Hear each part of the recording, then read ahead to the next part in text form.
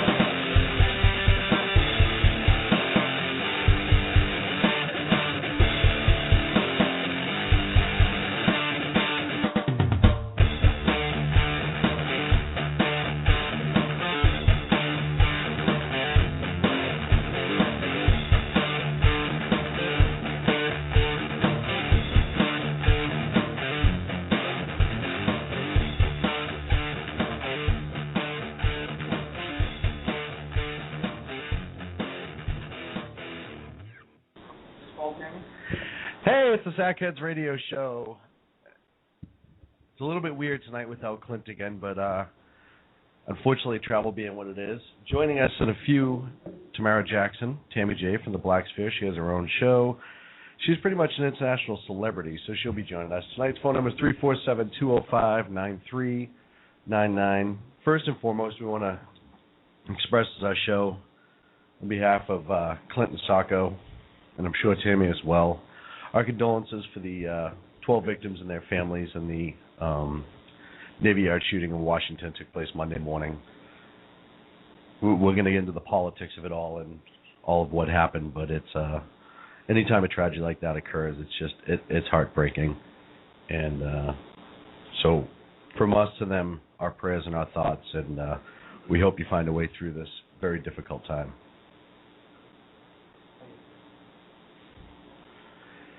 So, before we go on, because obviously we always get interrupted by something, I'm going to bring Tammy in, and I'm going to get a couple things set up, and when we come back, we're going to talk about the event, we're going to talk about the shooter, we're going to talk about what happened, what can be done in the future to change this. There's all this talk for gun control, there's all this talk for all that stuff. What the Navy bases maybe could have done differently, or the military could have done differently.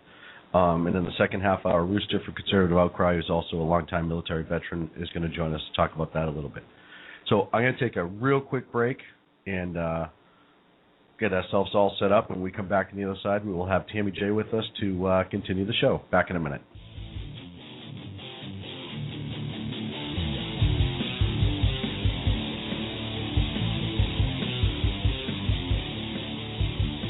Now back to Clint and Sean on Sackheads Radio, radiating elegancy and quality.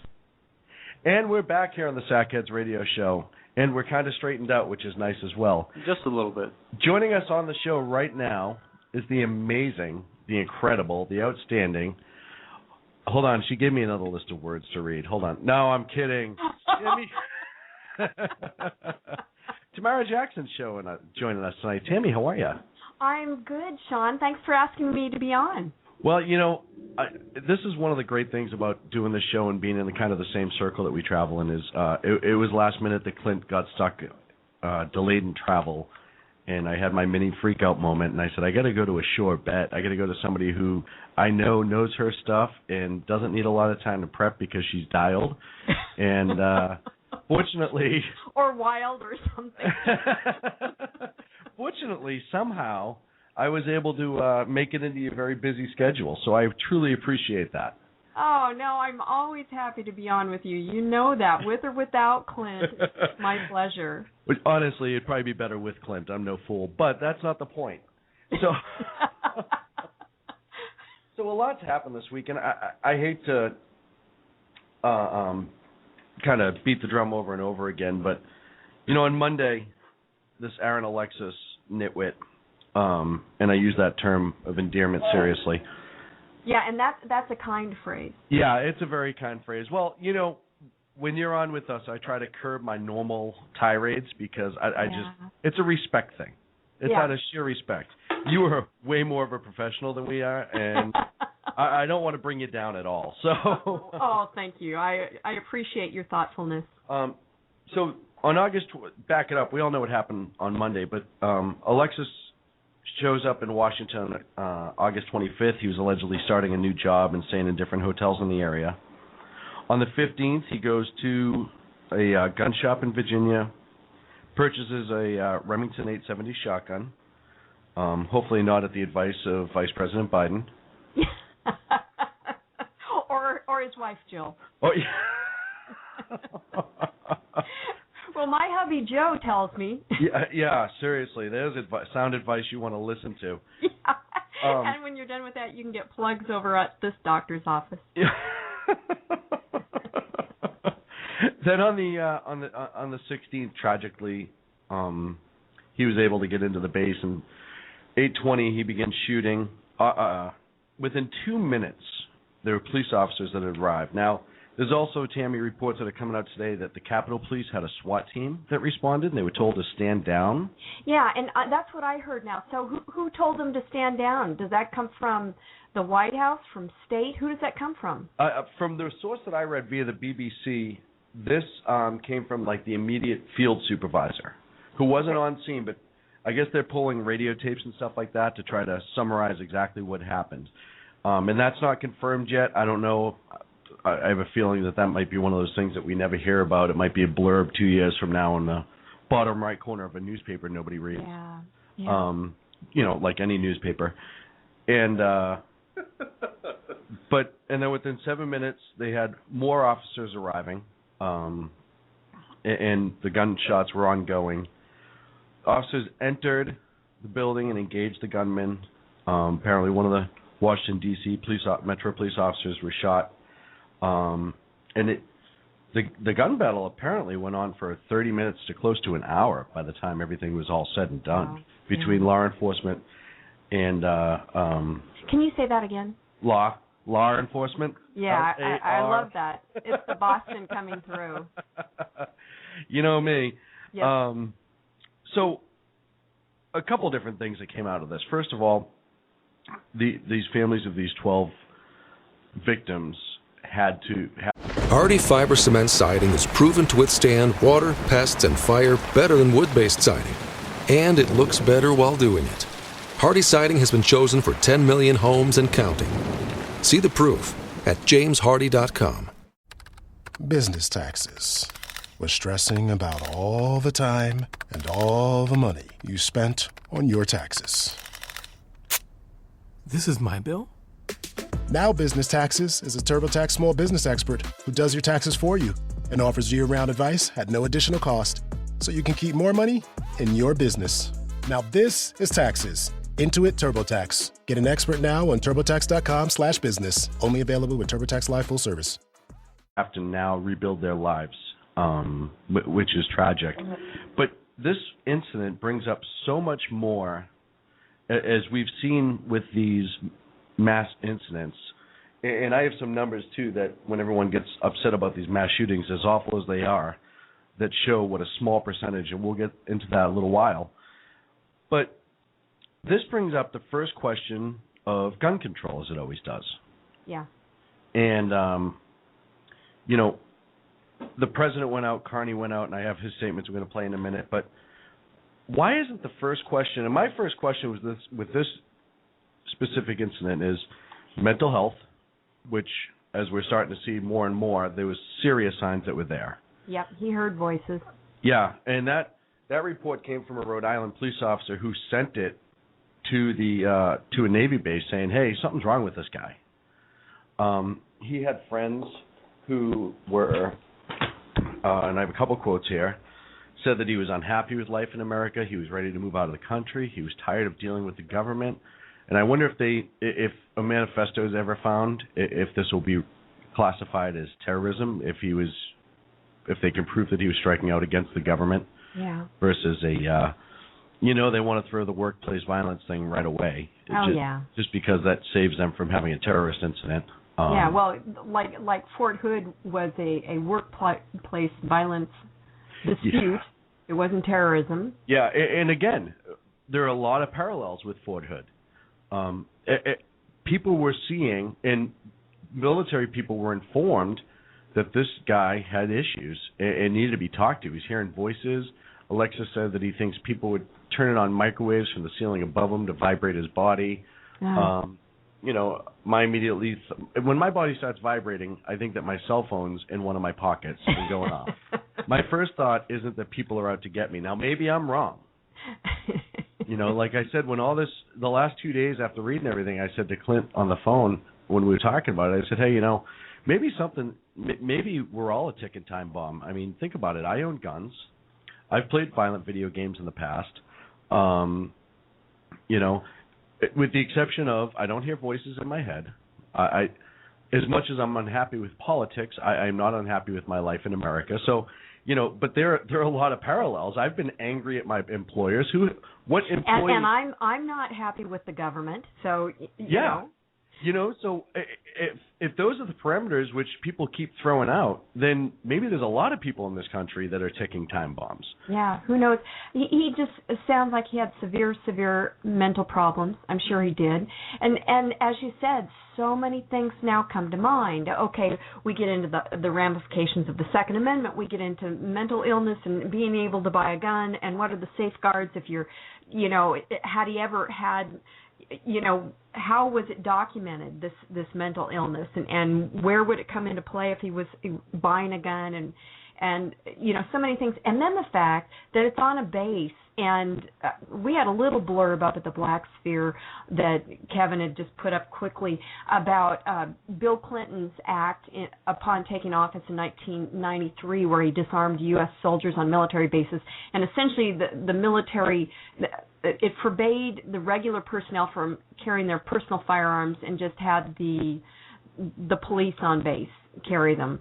And you know, so that's another thing. So do we actually have people that are charged with protecting our nation against enemies, foreign and domestic, on bases without, you know, firearms? I don't know what the parameters of that are. Well, I know in the past, if they're deployed in a hostile area, they can carry their issued weapons while they're out and around base, i.e. Afghanistan, Iraq, places where there's right. a constant threat. Right.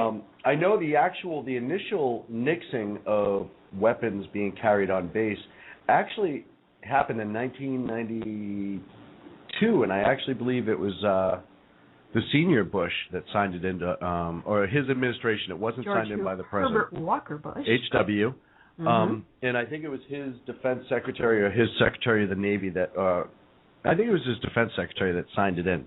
So it had been there for a long time. And a lot of military people are coming out saying, hey, you know, when you're stateside, we don't carry our weapons around anyhow because we don't feel the need to. They expect that they're among friendlies. Right. So, you know, and that's all coming into light now, too, is whether or not they should have their weapons on base. And we go into that because I have a couple great quotes from different sides that kind of support, defend, and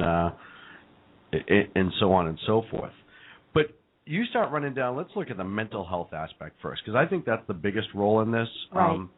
Because, you know, people want to blame the guns, and as soon as they blame the guns, I turn around and say, well, look at Timothy McVeigh.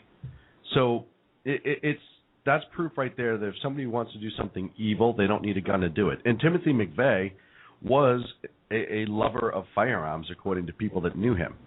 He had a long documentation of owning many weapons, and did not choose to use his weapon when he committed his act of terror in Oklahoma. So, and then you look at Boston, the bombings in April, and so it tells you that just because weapons are used, that's not the only device that's used, or firearms. That's not the only device that's used. So to me, it kind of draws us back to mental health. And going back into Alexis, you know, in Seattle in 2004, he shot up some guy's car because he thought the guy was making fun of him. And he shot his tires out. That's a little extreme there. Right. I've been made fun of numerous times. I get made fun of on this show on a regular basis. I've never once gone out to Clint's car and let the air out of the tires, never mind shot at it. Yeah. Right. You know? Exactly. But he said he had an anger-fueled blackout. Now, that right there says that maybe some sort of analysis should have been done. Yeah, an anger-fueled blackout, that's not something anybody I know has on any kind of an infrequent or regular basis. So that's a big red flag right there. And according to the story from that is, there was some construction workers across the street. They had an argument over a parking spot. He felt that he was being insulted. He went into the house, obtained his weapon, and came back out and shot at the car. Now, the funny part is he disappeared for a while, and there was a lack of prosecution done, and it looks like that maybe the prosecutor or the police department up there kind of dropped the ball, and the case was essentially dismissed or it went away. So that was a sign that the government had the opportunity to say, hey, this guy might not be sane enough to carry a weapon. Yeah. And the ball was dropped. Yep. Taxes was feeling so stuck. Sitting in traffic, squeezing into a parking spot, all to squeeze in getting tax help during your lunch break. Now Taxes is a TurboTax expert who does your taxes for you, while you go about your day getting real-time notifications about their progress and the most money back guaranteed. Now this is Taxes. Intuit TurboTax. Get an expert now on TurboTax.com. Only available with TurboTax Live Full Service. Real-time updates only in iOS mobile apps. See guarantee details at TurboTax.com/guarantees. And again, it was the government, state government, still government.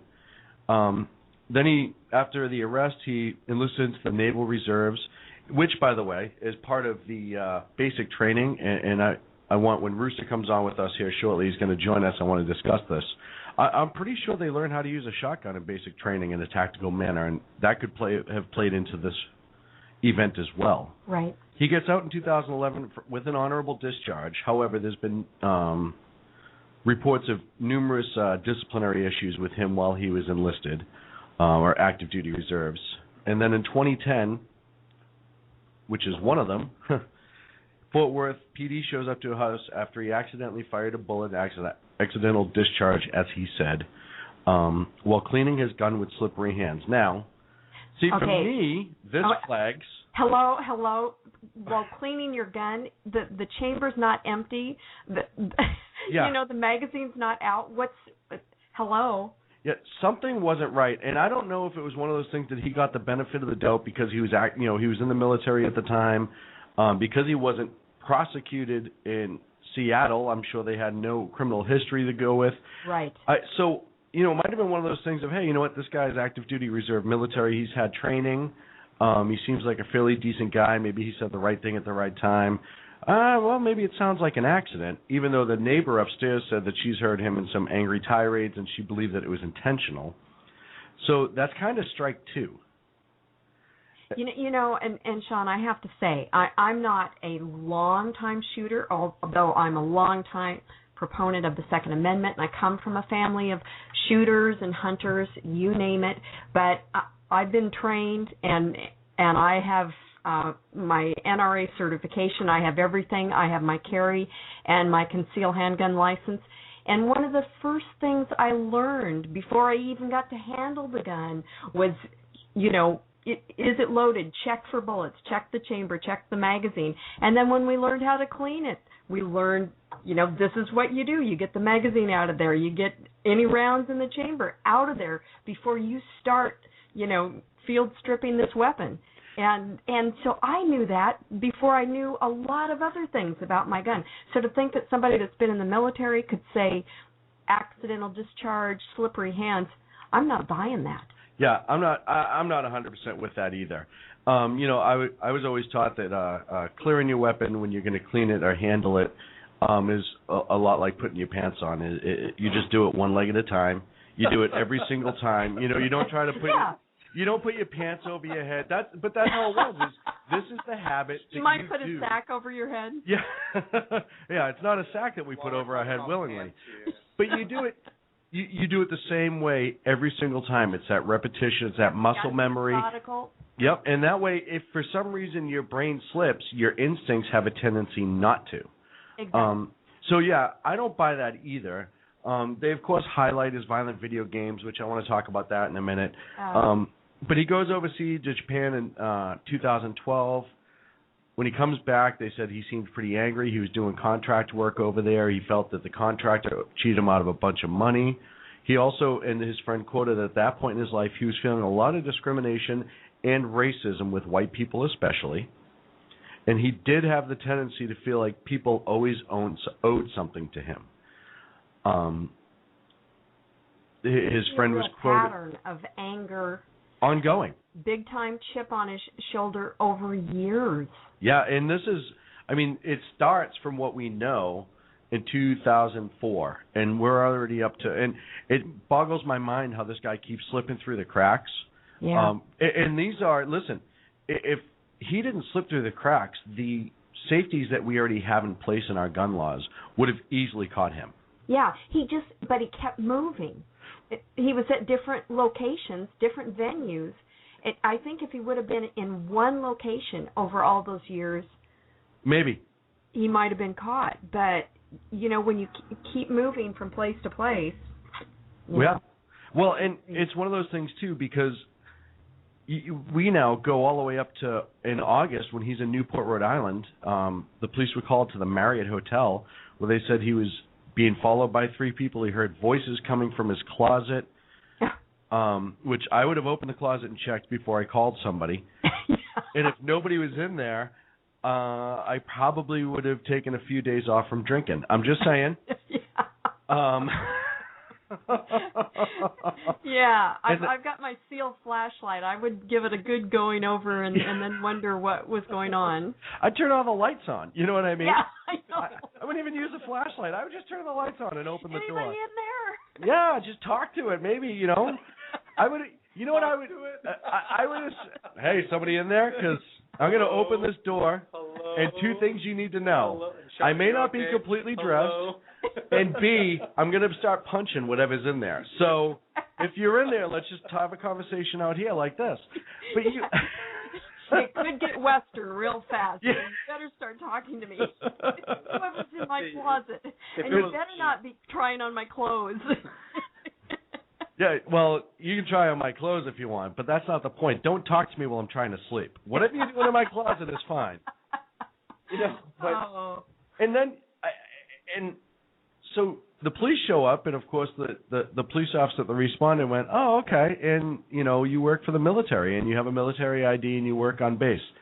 Excellent. I'm going to go ahead and forward this information along to the proper authorities, which apparently got it and did nothing with it. And this is as recently as August, so it wasn't like it was 5 years gapping between something went a little hooey and now. This was a month ago.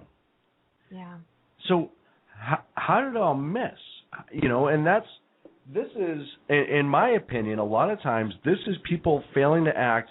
You had friends, you had law enforcement. I'm sure there's going to be coworkers that are coming out eventually. Yeah. You had all these people noticing this pattern of disturbance in this guy, and nobody said anything. Yeah. Except for one cop, and it fell upon deaf ears. Yeah. I have a feeling that there's probably a whole chain of people throughout the years now that are just doing big face palms and thinking, oh, my goodness. Something didn't feel right, and I let it go. It's Nadal Hassan all over again. It really is. Yeah, it is. And that's sad. And now these people have to live with the fact that that it was ignored. Yeah. And the other thing too that I want to point out, and Rooster made a comment in the chat room, but he tried to purchase an AR-15 and was denied. Oh man. In Virginia. So it caught him on the AR-15, and I don't know Virginia state law well enough. I don't know if it's one of those things that, if anything, that they've deemed an assault rifle, as much as I hate that damn word. It drives me crazy. Whenever they say assault, I do a double take, and I think, yeah, you mean semi-auto more than likely. Exactly. And I laugh because I always say, I want to see the company that makes the assault rifle, the actual patented name assault rifle. You mean the semi-automatic rifle? Fine. But I've never... These are not on select fire. Hello. You people don't know what you're talking about.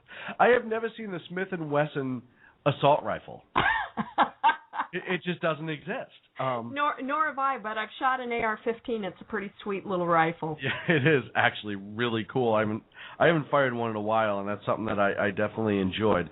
But this is this pattern. It happened with Nidal Hassan. It happened in Newtown. It happened in Aurora, and those are just a few recently. I could think of the Montana Mall shooting, a couple other ones, where there were signs. And I think we've become such a PC nation and a nation afraid to offend that nobody says, hey, that guy's wacko. Yep. And you know, in this case, somebody should have said it. I could tell you just, you know, I don't have the exact numbers, but over the last 25, 30 years, mental health money has gone through the floor. You have less counties and states able to deal with it. You have now this group of people that have been coming up on medication their entire life for BS personality disorders who are now more affected as a result of taking medication this whole time. We've become a society where we're trusting people with mental disabilities to take medicine to keep them from having mental disabilities. Think about that for a moment. And this is the state of our mental health in this country. You know, the amount of money that we spend, and listen, you and I are both for small government, Clint's for small government, all of our friends will say the same thing. Right. But when it becomes a common sense thing that we actually, this is the common sense stuff that needs to be dealt with, not the BS liberal common sense stuff that they push. This is true common sense. Mental health has taken a hit in this country. Yeah. And I blame, you know, everyone says when I bring up state hospitals, and well, they used to have state hospitals, and you know, because there's nowhere for people to go now. Exactly. They decided that we had to take all these people out of these state hospitals because they were, I guess, bleeding heart liberals or something, and they said, no, we can't have them in there, especially if they're not self-admitted or something, which, of course, a lot of them weren't. And so what did they do? They put all these people out on the streets, and you know, unfortunately, this is something that was a big misdeed on the part of people that thought they were well-meaning, but it's had really, really bad repercussions. Yeah, and this is, and like I said, I see it all the time. You see the guy or the gal walking down the street that's screaming to themselves. They've cut themselves. You can see their arms all cut up, and they have these severe mental illnesses. And there's nothing, and it's a disservice to those folks as well. Yeah. You know, I'm not saying lock them all in one caged area and walk away. Yeah. You could do it with dignity. You could do it in a way that they can live a fulfilled life as far as they possibly can. You know, and I'm not just talking about the criminally insane. I'm talking about people that maybe have never been a criminal yet. This guy wasn't a criminal until that first issue that happened in Seattle, and he should have been a criminal at that point, but the ball was dropped. Exactly. But I bet you there was problems before that. I bet you there was problems all the way back, probably into his late teens or whatever, that were there that people are going to say, oh, I've seen that. Yeah, because the history we know of probably portends that he had a lifetime of anger behind him. I couldn't agree with you more. So this is what people need to do. And we've said on the show when after Newtown, when Obama came out with all of his executive orders, we went by them individually. We did almost a whole 2-hour show on the executive orders. And some of them we agreed with, and the biggest one was mental health screening. Yeah. Because I am the firmest believer that every American should be able to own a gun as long as they are safe to do so. And if we don't allow felons to own a gun, which I think everyone can agree with, that's intelligent legislation. Yep. Then why are we not allowing, or why are we allowing people with mental disabilities to fall through the crack and get the gun? And why are we allowing people with mental disabilities to fall through the cracks in general? Because it's not just a gun. People with mental disabilities, and I would argue that Nidal Hassan had a mental disability. I'll argue, as we know, the kid in Aurora had a mental disability. Yep. McVeigh had a mental disability. He had a paranoia issue.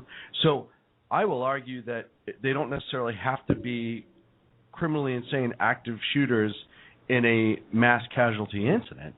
Right. They could be the mentally insane guy that goes into the house and kills the family. I think there was, out of Connecticut a couple of years ago, there was the 2 guys that home invaded. Yeah. And they killed the mother and daughter after it was horrific. horrific, set them on fire, and that's a mental disability. They should be in a home for criminally insane, and then you have the non-criminally insane. Yeah. But the fact that folks who need help are not getting it at all, and then the only help we get is we send them to a state shrink who puts them on medication so they don't snap and hurt people. Yeah, and and I'm all for chemical intervention, because a lot of these mental illnesses are chemical imbalances, and so we can do great things through modern pharmaceuticals with them. But then there is also the evidence that a lot of the meds that are prescribed nowadays have side effects that include bouts of violence and things. So, oh yeah, no. Every time you see something on TV, it makes me want to take the medicine more. You know, the world's most amazing headache medicine. Side effects: your legs might fall off, your eyes might fall out. You may, take out a credit card that you shouldn't take out. And it goes on and on and on. I said, well, I'll just have the headache. I'll have a cup of coffee, and I'll be all right in a little bit. I know. Forget about it. Let's just wait it out, because I don't want to have the 49 different peripheral, symptoms that can happen to me. And I agree too. And one of the issues that I have with the way mental health is now is we're starting at a young age with young children, where we turn to them and say, hey, that kid's being disruptive. He must have a mental illness. Let's put him on medication. Yeah. You notice that everybody is ADHD? Everybody. I'm ADHD, apparently. Well, everybody I know seems to claim that that's their issue. And I think, okay, is it really there, or is it an excuse, or are they just good at diagnosing it now? But what's up with that? No, I think they're worse at diagnosis, and I think this is what's leading to some of the issues we see with our under 30s who have mental disability, like this guy is, or around 30, at 35 and under. I'm 36 years old now. Everyone I went to school with, it seemed like, was on Ritalin, but me. My word. And maybe they slipped it into my chocolate milk, and I just didn't know it. But wow. No, I'm kidding. But every parent who had a disruptive child, they were ADHD, they'll put on Ritalin. ADD, they'll put on Ritalin. Yeah. There was no attempt made on any level, pardon me, to try to figure out, hey, maybe this kid is just being a punk, or maybe he's getting too much sugar in his diet. Yeah, maybe he's just squirmy. The funny thing is, Sean, when I was growing up, we'd have times, for instance, the family goes to church. You sit in church. Well, nothing's ever funnier than when you're in church and supposed to be quiet. And, oh, yeah. And the brothers are never squirrelier than when they're supposed to be sitting still and sitting up straight in church. They're uncomfortable. You put them in these fancy duds, and you tell little boys to try and sit still. Oh, have a clue. But you know what? It's good for them, because for that hour or whatever every week, they gradually start developing some self-discipline, and that's things you have to do. And then you get home and you can let them run wild and hose them off at the end of the day. But some of me just thinks, okay, do we have a bunch of kids that are just squirmy and squirrely like that? Are they really ADD or ADHD? Is it because, hello, we've taken physical education out of the schools now? They don't have that. And none of these kids walk to school anymore because it's not safe. None of them walk home or ride their bikes home because it's not safe. And once they do get home, oftentimes both parents are not there, one parent's not there. So what do? They play video games and things. And I'm not saying the video games cause them to be this way. I'm saying they're not out doing what kids used to do, which is riding bikes and playing baseball and doing all that kind of stuff and getting the physical exercise they need. Mm-hmm. And when we did have snacks, I'm telling you, it wasn't all the crap that I see kids eating now. I see more fat kids that are all they do is video games and text their friends and eat garbage. Right. I see this so much, and I think, okay, are we wondering why these kids are kind of squirmy and grumpy and all this stuff? I mean, somebody get that kid on a farm and let him play baseball and stick him in a pew on Sundays and give him healthy food. I mean, you mean parents? No, that's not what anymore. I know. I sound like I should be on the I Love Lucy show, but honest to God, people, I just think that we're turning to pharmaceuticals for little kids, and I don't always think that's the issue. No, I don't either, and it's one of those things where you tell them at that age that they have a problem and a mental health disorder when they don't, and then as they get older, every problem they have They think that's it. They think it's and they blame it on that. Oh, I have this and I have that and I have the other thing. And it keeps going, and then they start using it as an excuse because they have it, and they start, not everybody, but they start doing horrific things. Yeah. I wrote after the gentleman Delbert was murdered in Washington, which was so awful. Which was horrible. That's heartbreaking. But I wrote an article that pretty much said the whole problem here is parents. Yep. The lack of parents. Parents have allowed schools to be their parents. They've allowed the television. They've allowed Twitter. They've allowed twerking. They've allowed Miley Cyrus. Things like that to be a bigger influence into the lives of their children than them. Yeah. And they've become government dependent on raising their children. And what happens when you become government dependent? You start going to the state-run or the Medicare places and stuff like that. Well, you see the state shrink.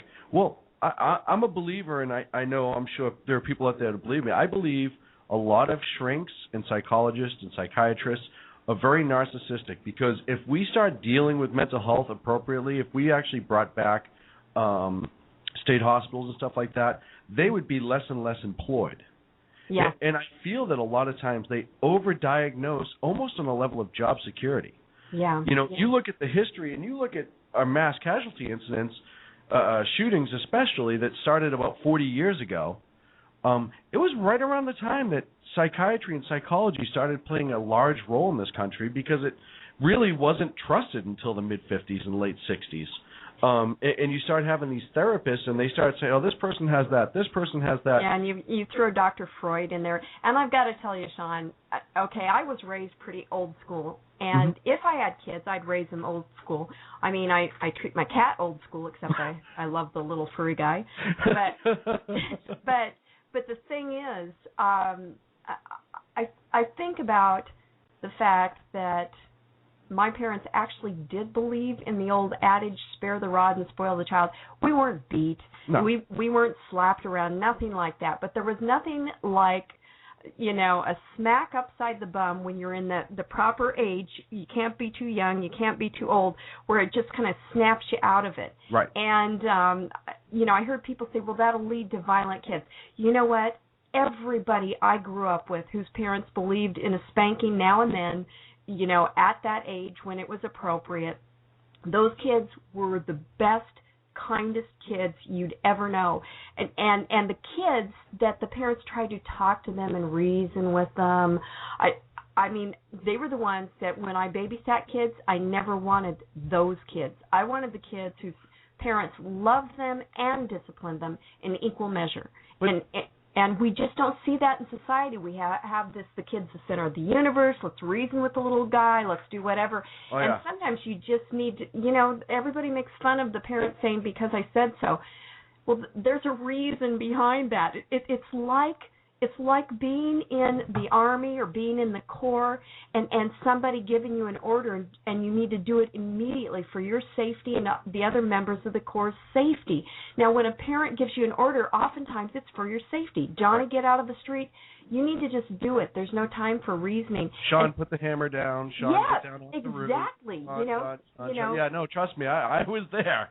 Yeah, yeah, and we've got a generation of kids that not all of them were raised with what I would call common sense and old-fashioned values, and we're reaping a harvest of interesting things. Now, I'm not saying that because they aren't spanked that everybody's going to be a shooter like this, right? But I am saying that we've got a generation that's got some issues. Well, and I also feel too that as a result of not getting the occasional, and I say it all the time, I've gotten several smacks growing up, actually quite a bit, and not one I didn't deserve. Right. But I also feel that this plays with kids a little bit differently now, because these kids who aren't hit and the parents are not really part of their lives and everyone else is raising them, these kids don't understand what pain is. And I know that may sound silly, and I know it may even sound cruel, but I knew when I screwed up, if I got the smack in the head, okay, what I did just caused it to hurt. And I also know that the action by the hand striking my head hurt. But I think that these kids not having that makes them more likely to hurt each other, because they don't know what it's like to ever be in pain. They'll pull out that knife, they'll pull out that gun, and they'll just do it because they never had that little bit of consequences for their actions. They're disconnected from it. It's all, cyber sight. So what happens is these kids get deemed, they have a mental problem. Yeah. So they get sent to the shrink. Well, the shrink says, well, I know how to fix this. I'm going to throw them on meds. Yeah. Well, then all of a sudden the kid's either a vegetable or he takes the meds for the first 6 months and starts figuring out how to down dose so he can still be how he wants to be, but takes enough that everyone thinks he's on them. Yeah.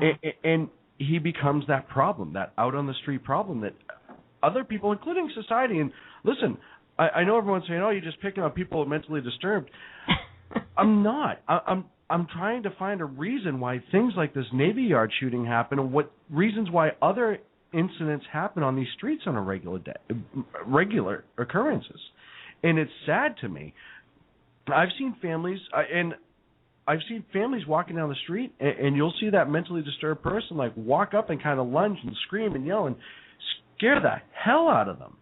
Yeah. Now, as much as that family shouldn't have to deal with that, if that guy is walking down the street and if he's so disturbed, he shouldn't be walking around where he can hurt himself or somebody else. Exactly. We have to start having fail-safes. We got to take mental health seriously. Let's curb the BS gun control stuff, which we'll get into further, but actually deal with what the problem is. And if we had dealt with mental illness appropriately and effectively, then maybe, not 100%, but maybe this shooting wouldn't have happened. Maybe Nidal Hassan, if we weren't so politically correct, somebody would have said, he's got a mental issue. Yeah.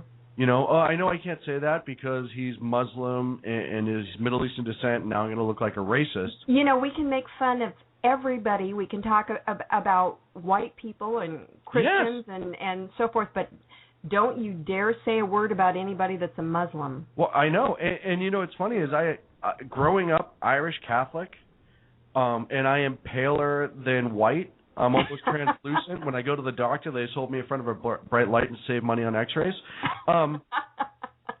But I think all those jokes are a riot about white people because a lot of them are there for a reason. Listen, the old adage, the paddy wagon, most people don't realize the paddy wagon, that term was because they used to call Irish paddies in New York City, and they used to get drunk, throw them in the back of the paddy wagon, drive them to the police station. I, to this day, am proud of that. To me, that's a riot. You know what I mean? So that is pretty funny. Well, it's like I get all the Norwegian jokes. Of course, my family tells Norwegian jokes to each other at holidays. That's how we have fun. I have more Irish jokes than I can count for the same exact reason. Yes, and I get the blonde jokes, which are often very, very good. I enjoy them. Yeah, my sister's blonde, and I have my fair share of blonde jokes, most of which I've heard from her amazingly. I'm the same way. I love it. I can tell a great blonde joke now and again. So I think that's step one with dealing with incidents like this. And mental health has to be approached. And am I way off base? Are we way off base? I don't think so. I think you're exactly right because we've got a lot of people that have mental illnesses that are on the street that should not be in the street. They should be in a facility somewhere, as you said, so they cannot hurt themselves or anyone else. And as a society, that was one of the worst things we did, putting those people out on the streets. It was bad for them. It was bad for society. And the excuses that we make to protect them because, well, he was just having a bad day, stuff like that. And I tell friends all the time is, if someone is say something.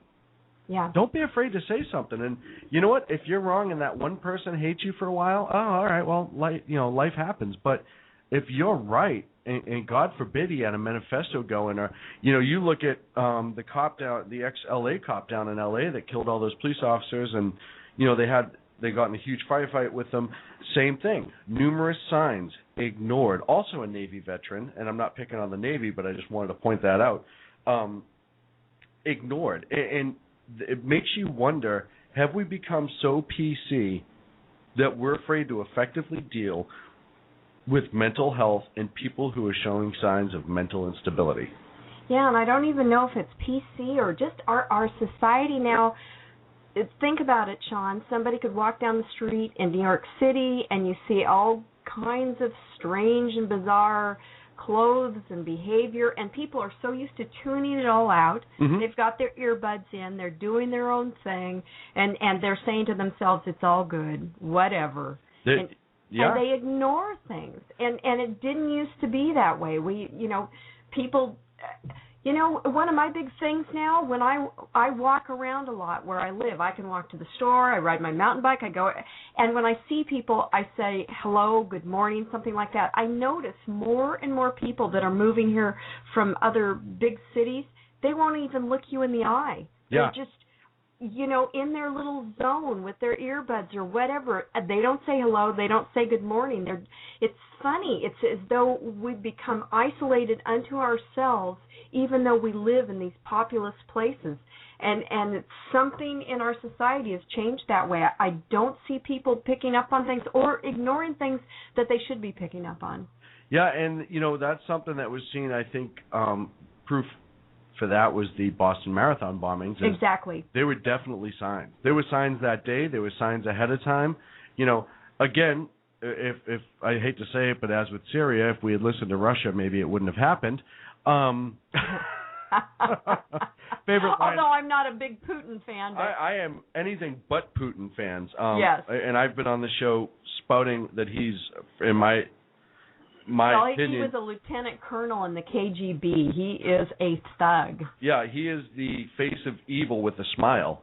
Yeah. I think I said it last week, is there was a great picture out there that had a quote with Putin walking away from an airplane. It said, "How come everything Putin walks away from looks like it's about to explode?" And if you look at him, yeah, it's true. And then we have Obama claiming that this is exactly the way he wanted it to go down. I told someone, it reminds me, it's like he's Pee Wee Herman, and he's just fallen off his bike, and he hops up and goes, "I meant to do that." That's exactly it. A gaffe by John Kerry led to this whole thing. He was trying to throw out a one-liner, and fortunately, Putin's smart enough to went, "Aha, there's my in. I got it." And here's the best part. We'll never know if these weapons were actually given up and how much there were. Yep. And now if they get used again, the Assad regime can blame the rebels, saying, "Well, we turned all of ours in." Yeah. But that's for a different show.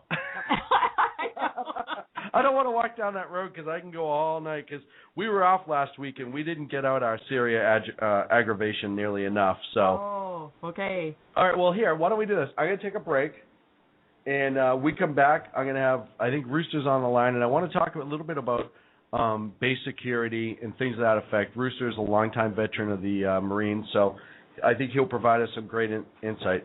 Cool. And we will back in, 3 on the Sackheads Radio Show. Phone number is 347-205-9399 if you want to call in and yell at Sacco.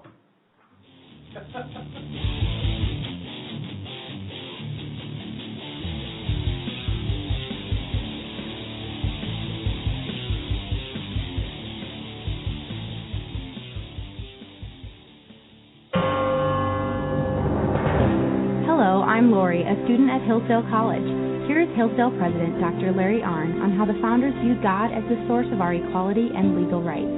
America's founders knew, obviously, that human beings are not equal in terms of strength or beauty, or in terms of intelligence, industry, or talents. They understood that because of such differences in talents and things like that, some people would be wealthier than others.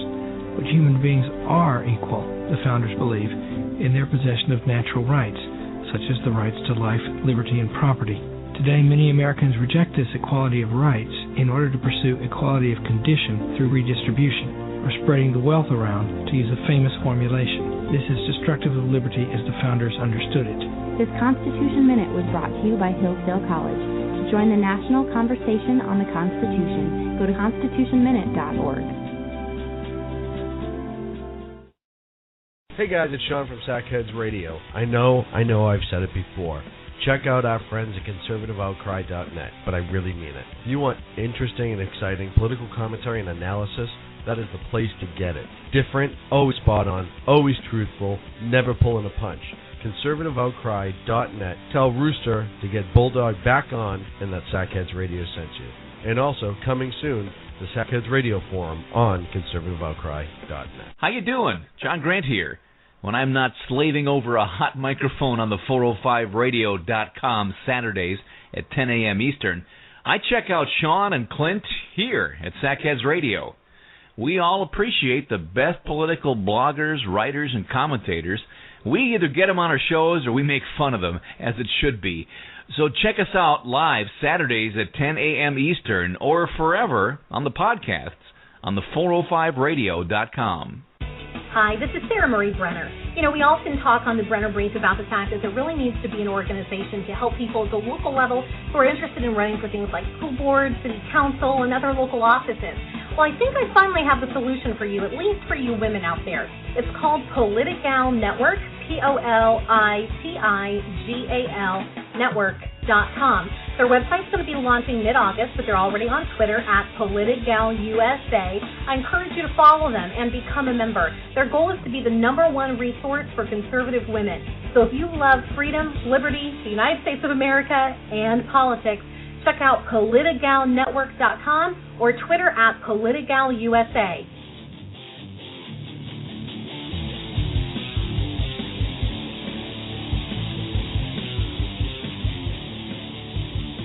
Now back to Clint and Sean on Sackheads Radio, radiating elegancy and quality. And we're back here on the Sackheads Radio Show. Our break times are a little off tonight, and I blame myself. Actually, I blame Sacco for that. Just because I can, and nobody can tell me otherwise because Clint's not here to defend you. I have nothing to say. I know. Our phone number is 347-205-9399. Joining us, well, first of all, is Tammy, who's doing an amazing job of making me look semi-able. At least sober. But our good friend, our long friend, our friend with the most, what's a good term? You know what? I'll just do it this way because it's easier. Red, white, and blue. That's a joke, son.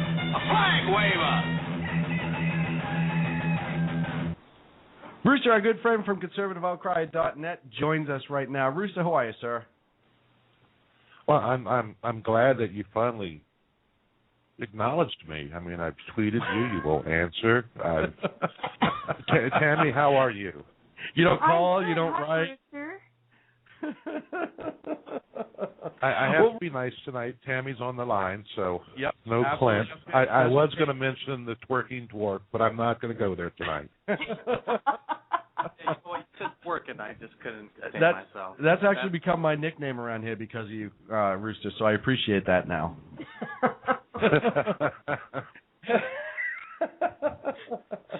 I do have a beef with everybody. You guys. Yes.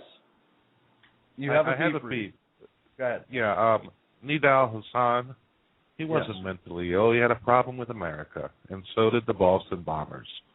Well, but I argue that anyone that is willing to go to those steps and take human lives without any other reason. Listen, it's not like he was defending himself. I understand that completely, or saving another's life. If you cold-heartedly, I think there's mental illness. Yeah, absolutely. But wouldn't you agree that there's mental illness? He's not the drug dealer that gets into the gang fight and pulls out a gun and shoots, where his intention wasn't to show up and kill somebody. His intention was to sell some dope, and a fight broke out. I think there's a difference between jihad and mental illness.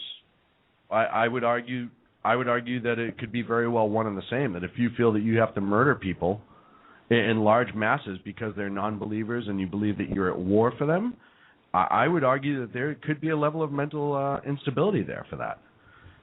Because I respect human life, like you, like Tammy, like a lot of our friends. I respect human life. And I've been extremely mad at points in my life, and I've never sat down and said, okay, let me sit down and throw together a plan on how I'm going to take out these people. A lot of people deal with adversity and aggravation. Listen, everyone talks about, jihad, but there are a lot of Muslims who don't kill people. True.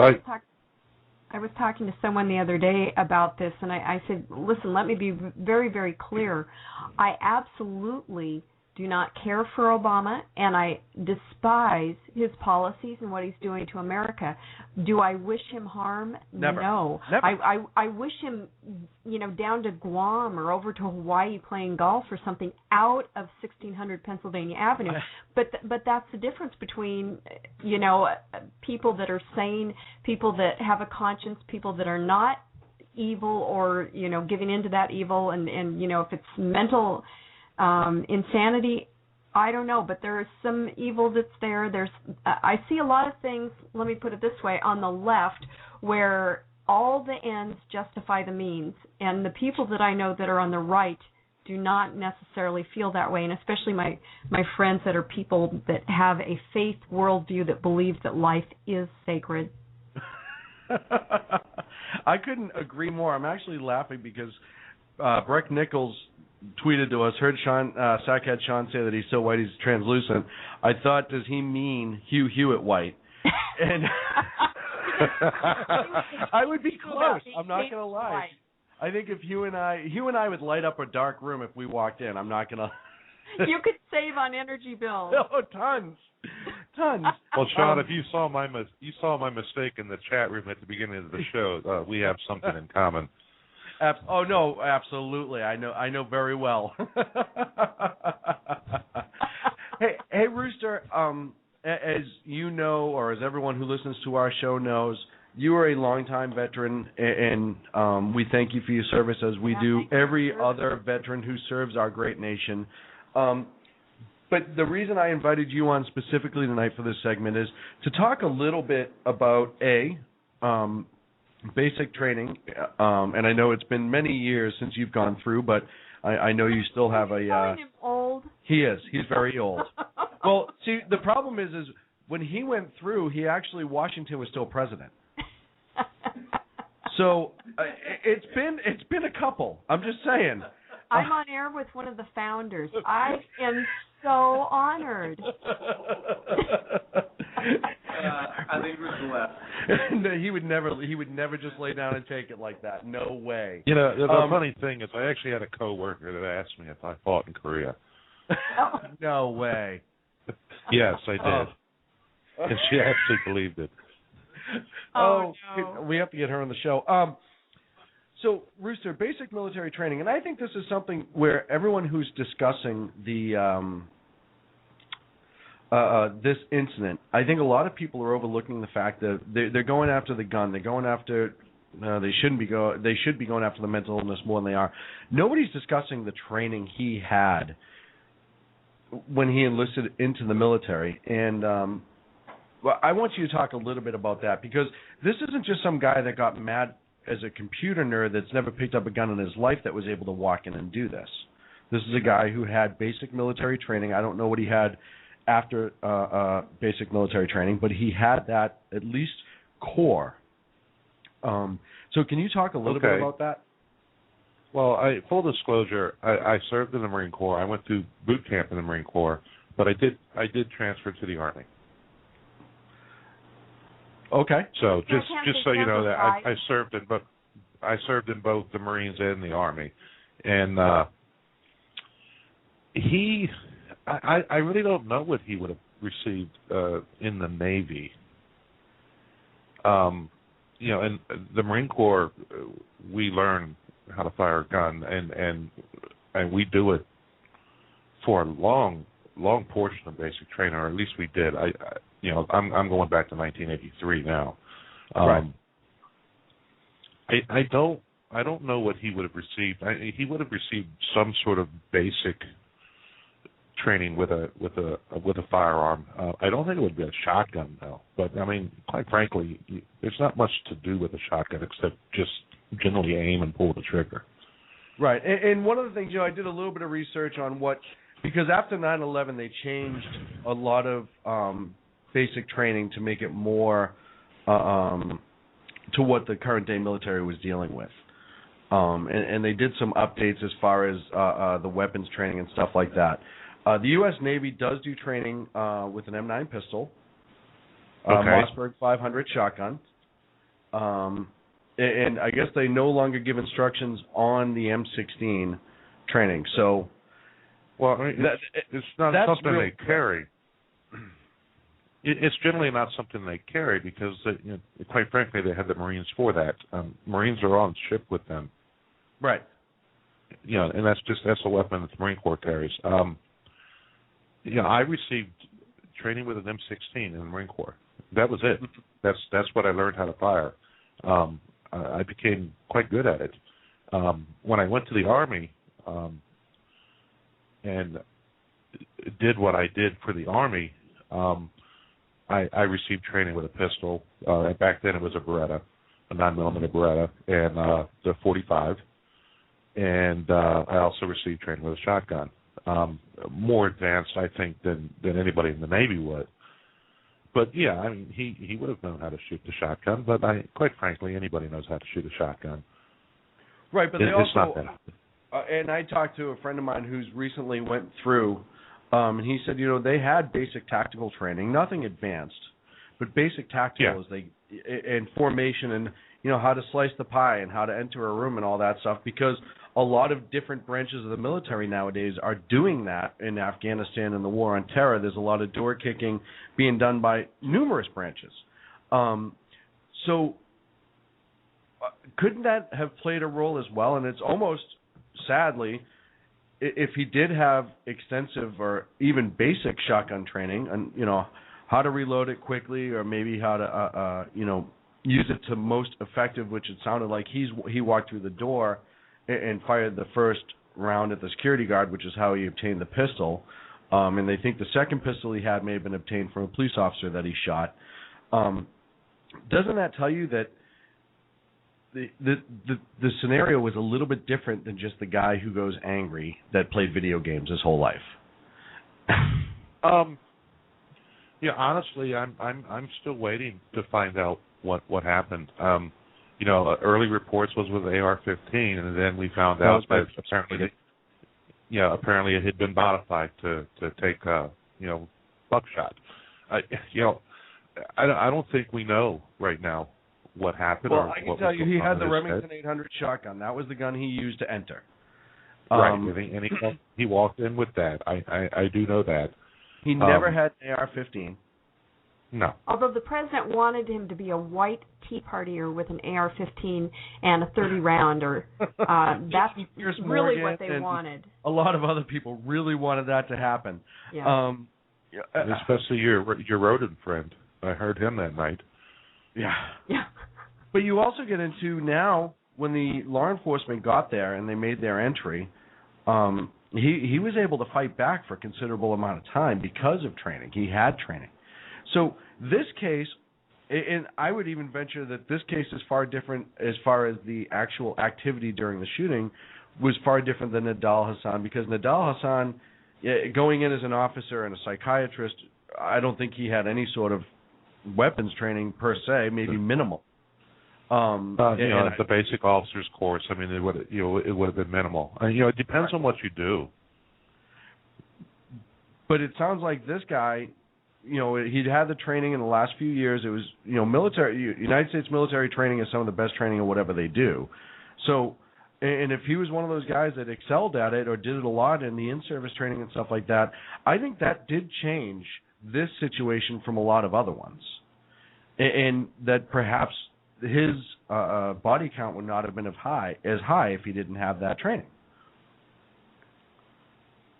Yeah, possibly. I tell you, from a law enforcement perspective, I would not want to run into anybody from the military. That would change my thinking.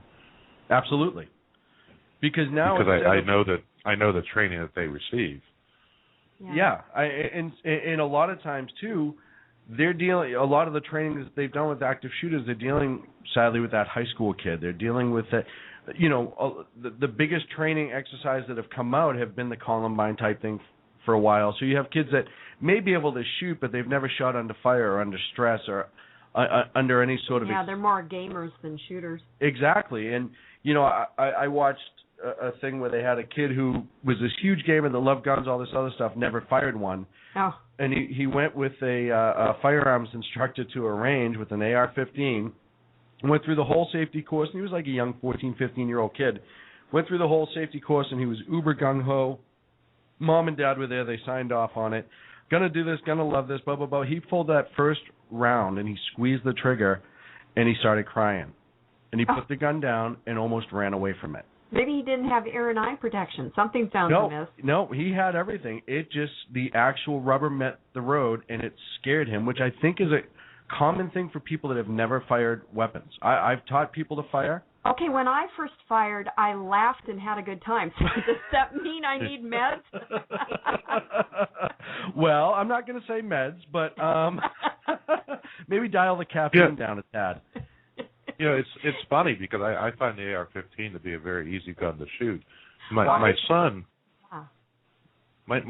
plays some of the games, and he wanted to shoot a gun. We let him shoot a shotgun once, and I put a turkey round in there, and it gave him such a kick that he didn't want to shoot anymore.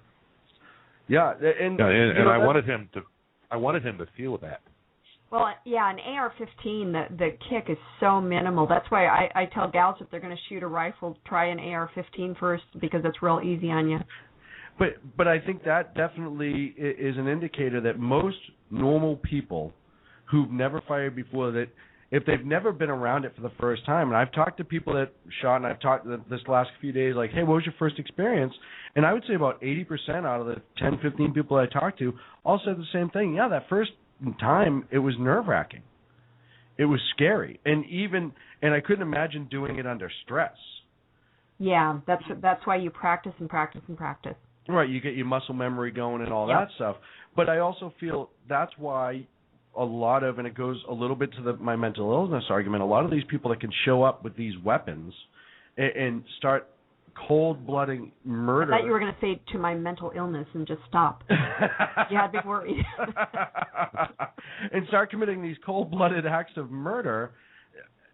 That's where I argue that there is some sort of level of mental health. The fact that they've never done anything with stress, and they just pick up this gun and walk in and they can start doing it with all that stress that normal people would feel, in my opinion.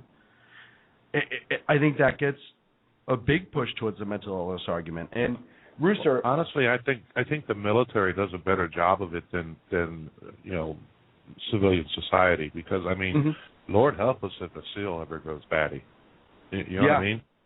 Yeah, and you're in close quarters. And you had that one guy out in Afghanistan. Yeah, and it's sad when it crosses the line. And fortunately, and this tells you, the military, like I said, the military gets a lot of things right. Not everything, a lot of things right. The amount of psychological screening and stuff like that these guys go through prior when they get this heavily advanced training, it is for a reason.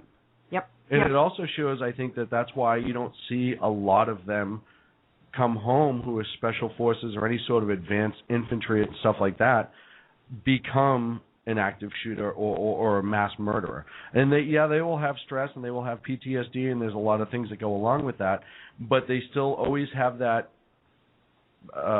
mindset of trying to maintain themselves and trying to do the right thing. So I think that gets seen a lot. A lot of times it's the opposite. They don't want to be associated with guns. They're not gun owners when they come back. They've seen enough, and they've done what they had to do for their country, and then they kind of walk away from that. Yeah, and I just think that's something that's another aspect that gets overlooked. Hey, Rooster, I want to talk a little bit about security on the bases. And okay. I don't know when the last time you went on base was, and that's not for you to disclose if you don't want to. I'm pretty sure. Did you guys still wear the upside down chevrons back then with the hat pinned up in the front when the cavalry came? Only when we were standing on the turrets with the cannons. So this guy had what's called this CAC card. It's the Citizen Access Card or the Contractor Access Card. Okay. And he swiped in, and they never looked twice at him. Now we start looking at all this mental illness. Now, let's remove for a second that he had this card. If he wanted to go on base as a non-military contractor or non-member of the military, he would have to go through a ridiculously extensive search, would he not? it depends on where you're at. You know, a lot of people don't understand that. You know, bases, especially here in the United States, they're like little cities. So a lot of them are open. And the place, the Navy Yard itself, there's a museum there. So you can actually go on and go to the museum. It depends on, and once you get on the base, there's different, you know, levels of security for different places. So that card he had might have given him access to something else as well. But at the Navy Yard, yeah, they're going to search, and they're I don't think they do like full vehicle searches, and they don't put people up on the wall and frisk them. I mean, it's just not what they do. I mean, we're not in that type of security posture. Yeah, I heard that it's not as secure as that it's not an actual base.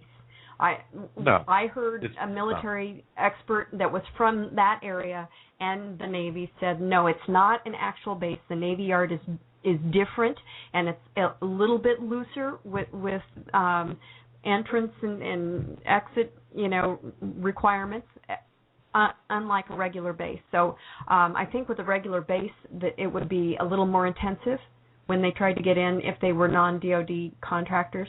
But the Navy Yard, I don't think as much. Yeah, because it's a historical aspect of it as well. I mean, it is open to the public. You can go to the museum, and I believe the Naval Archives are housed there as well, so you can go there and do research. But, I mean, every base has its own. You know, I'll give you an example, Fort Meade. Well, Fort Meade is a somewhat open base, too, because part of the interstate actually goes through Fort Meade. So, I mean, you can get on the Fort Meade without even going to a checkpoint. But try to get into NSA, that's a different story. And NSA is actually housed on Fort Meade. So there's different levels of security. I didn't say hi to them this week. I should do that now. How you doing, NSA? Yeah. I usually text them once a week just to say hi and let them know that I appreciate all the hard work they're doing to read all my texts. And you know something, Sean?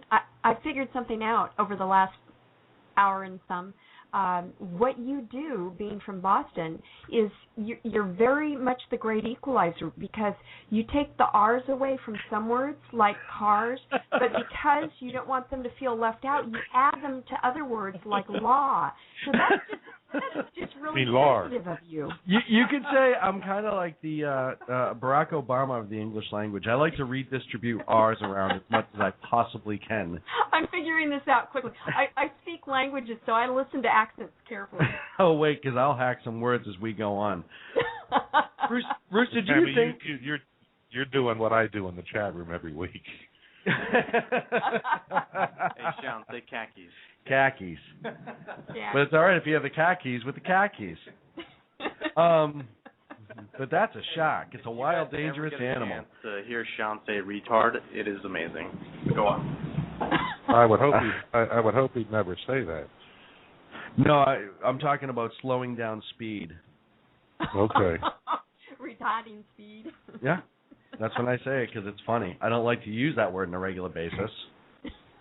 But when it's just concerning your car is not that sensitive. Well, it is funny when I say it. That's why.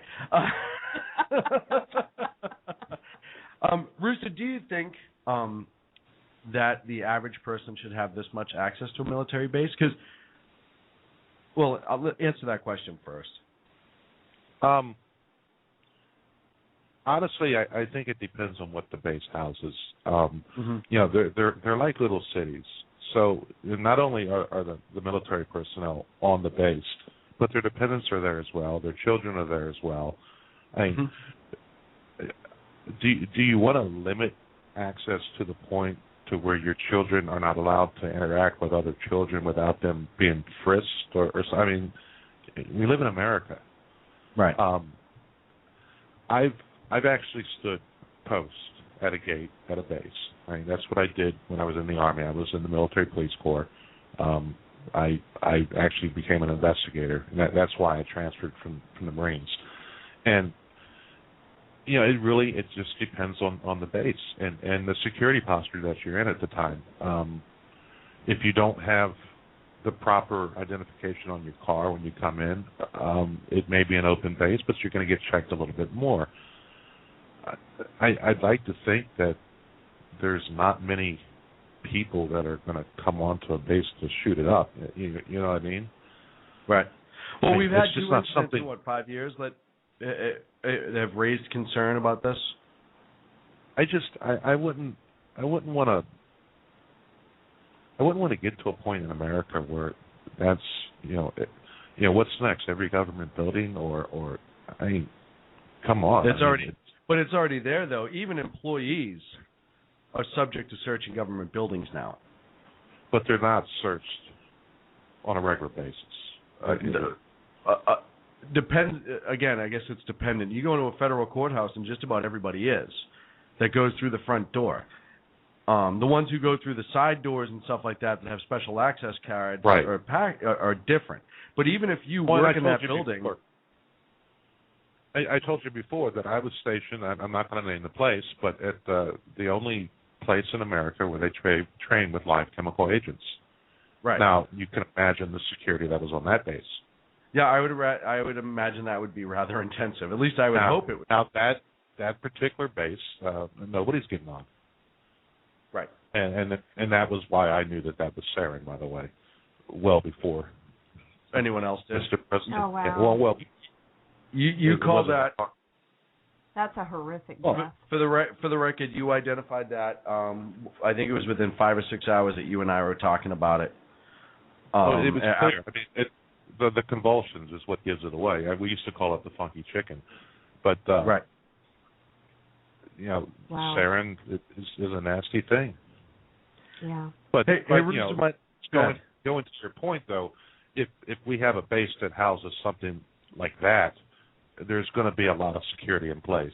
And even on the Navy Yard, while you can get into that facility building, I think it was like 147, there would have been additional security there. But at that point, he's already on the base, and he has a gun, and I believe he did force his way into that building.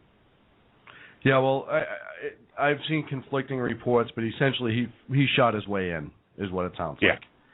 Either he opened the door and shot the guard that was there, and I've read that was a private company guard that does and I think that is something that the Department of Defense will have to look at too, is the extent of the training. And I'm not going to question what happened to the guard. His back could have been turned when it happened. Who knows? But that brings me to my last question. The act in 1992, the directive from the DOD that limited personnel from carrying firearms on military bases who are not engaged in security duties, law enforcement duties, et cetera, et cetera, et cetera. Do you think that'll change, Rooster? I believe that, and I may be wrong, but I believe that act talked about their personal weapons, not military-style weapons. You don't go on a base and everybody's walking around with an AR-15. Right. That never happened. I mean, even to get those weapons, you have to sign them out, and even for training purposes, obviously, you would have the weapon. But I believe that act itself was speaking to, like, if I owned a handgun and I had a concealed carry permit, like in Texas or whatever, you weren't allowed to carry on the base. Mm-hmm. I worked as I don't remember the act specifically. I worked as a military police officer. I carried all the time. Right. But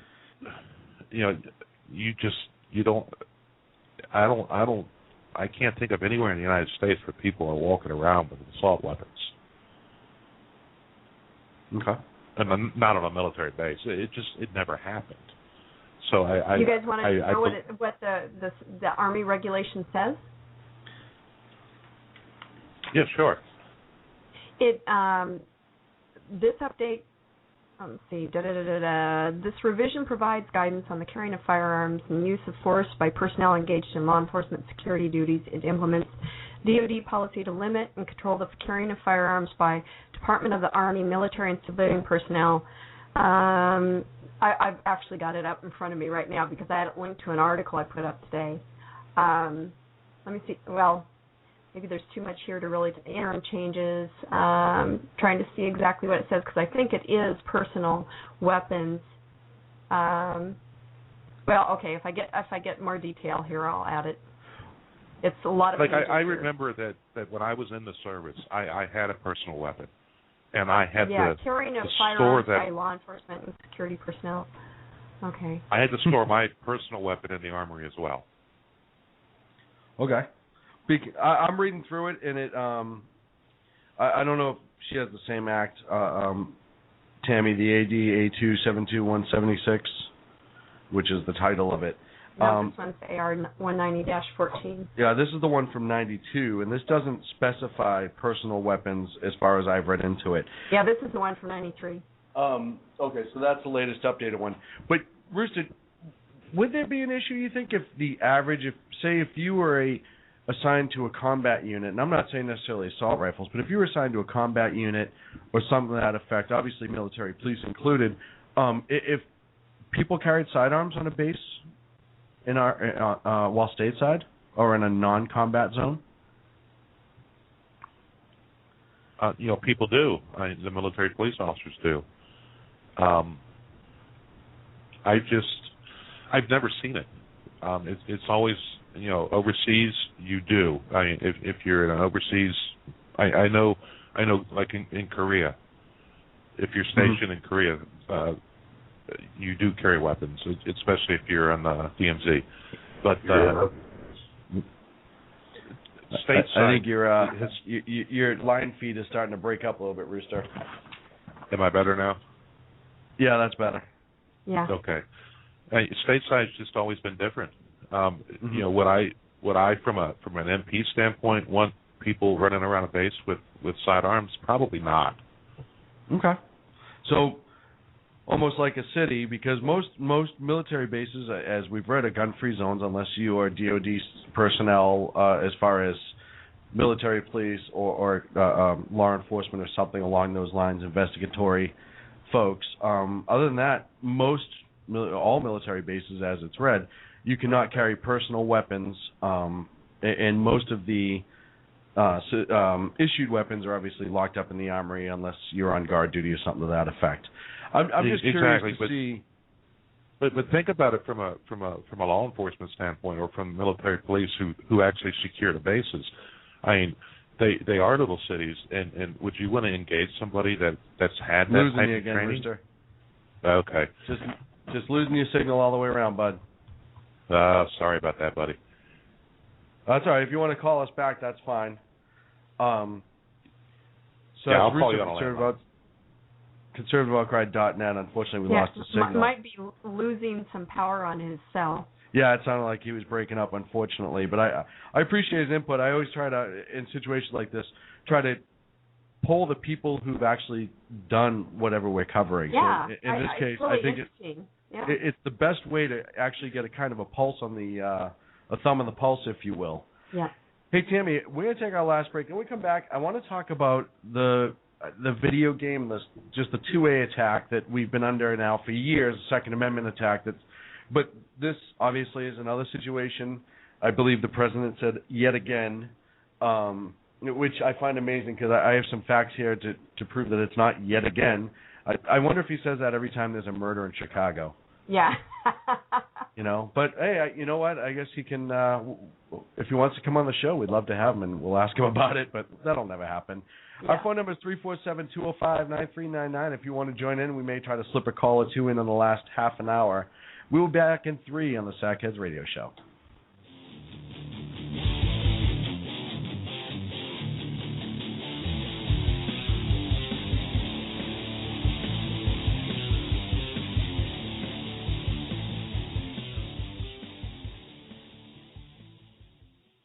Hey, if you care about what's going on in the world, you cannot afford to miss my show.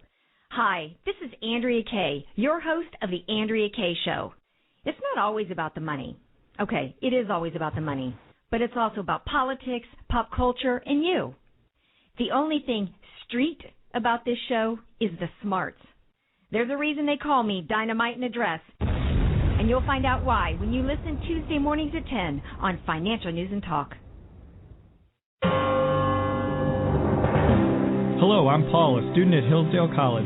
Here is my professor, Dr. Larry Arnn, on the separation of church and state. America's founders believed in the separation of church and state, in that the country was not to have an official religion or an official sect.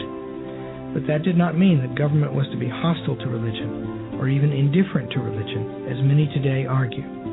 In fact, America's founding document, the Declaration of Independence, includes both a reference to God as the author of the laws of nature and a confident assertion that human beings are endowed by their Creator with certain inalienable rights. Far from being hostile or indifferent to religion, America's founders understood the theology of the Declaration to be an essential part of the education of citizens. This Constitution Minute was brought to you by Hillsdale College. To join the national conversation on the Constitution, go to constitutionminute.org. How you doing? John Grant here. When I'm not slaving over a hot microphone on the 405radio.com Saturdays at 10 a.m. Eastern, I check out Sean and Clint here at Sackheads Radio. We all appreciate the best political bloggers, writers, and commentators. We either get them on our shows or we make fun of them, as it should be. So check us out live Saturdays at 10 a.m. Eastern or forever on the podcasts on the 405radio.com. 3, 2, 1. Hey, this is Sackhead Clint. I want to take this opportunity to thank all the wingnut leaders throughout the world, to give our men and women of the armed forces a job, as well as all the anarchists, terrorists, and Occupy folks that give our men and women in uniform on the home front, firefighters, law enforcement personnel, and first responders, job security here in the States as well. So thank all you wingnuts out there. This is Sackhead Clint saying have a good day.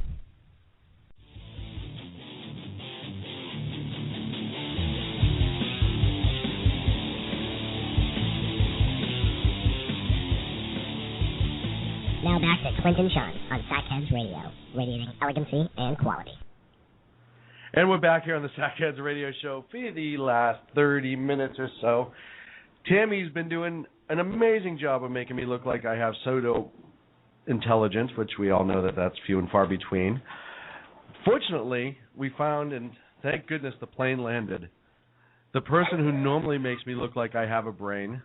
Sackhead Clint joins us on location. Can I say that and have it be legit? No, because I'm not really on location.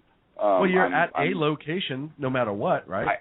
I am at a location, which I cannot disclose. There may have been some black helicopters that have been kind of following me around. Listen, you've seen like the Bourne Identity, right? Yeah. So it's kind of like that. I highly call Oakland International Airport it doesn't matter. It doesn't matter. And so, Clint, the minute you're gone, I just scooted right into your place. Well, you know what? I appreciate that, and I've been listening for the last 10 minutes because literally it's the first chance I was able to plug in somewhere and get a connection to be able to listen to the show. You've done a great job, and it just shows how replaceable I am. So thank you for that. No arguments here at all. It's like that he could grab some blonde and just have her get a microphone and go for it. I went right for the A-game. No, it's perfect. Yeah, you brought in the A-team, so thank you for that. So I guess this is my formal resignation from the team. It's going to be in writing. Wait, I can't do that. I'm part owner. I guess I can't do that. Damn it. No, you can't. No, we'll take it. We need a 2/3 vote. And seeing how Sacco's sitting in the chair, just itching to say something on the microphone, but I'm not going to let him. You might be out. I'm just saying. And he brought an even better replacement for him to help with the phone. So. Now hang on a second. Just let me say this. You know what I'm capable of flying and what it can deliver. So just be careful on that vote. Pizza. It delivers pizza. Right. It'd be a little parachute, what and I know how much you love. Flying? I know how much you love pizza. So you're not going to get your pizza. So just keep that. I love pizza. Yeah. Hey, Clint, we're coming back, and obviously we want to talk a little bit about the ongoing battle that we have with the Second Amendment. And after these mass shootings in this particular situation, it's the first thing that comes to mind. But first, one of the things I looked up is Bloomberg had a great report out today talking about mass shootings and how they more fuel fear than they actually are impactful, and they're such a small fraction of the overall murders in this country. Correct. And over the last 3 decades, less than 0.1% of 559,347 murders, according to the FBI, were part of a mass shooting incident. So, correct. Isn't that proof? And I know you're going to agree with me, but I'm talking more to the people who listen. That guy. Isn't that one person that listens? No, I'm just kidding. Isn't that proof? And this is from a criminologist, James Allen Fox from Boston's Northeastern, and there's no R at the end, University. Doesn't that show how the left completely explodes these situations, if you will, and tries to make them much bigger than they are? I have a couple points on that. First of all, stop doing your little attorney tricks where you use compound questions within compound questions. I'm on to you. Second of all,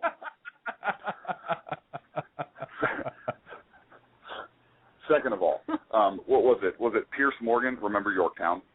Who came out and said that it was an AR-15 style weapon when in fact it turned out to be a Remington 870 pump action shotgun. It's weird. It knows so much about firearms. Hey, do you want to know exactly what he said? Because I happen to have that clip. You probably already played it, but I can't listen to it in the airplane, so I apologize. Okay. Yeah, play it. Okay.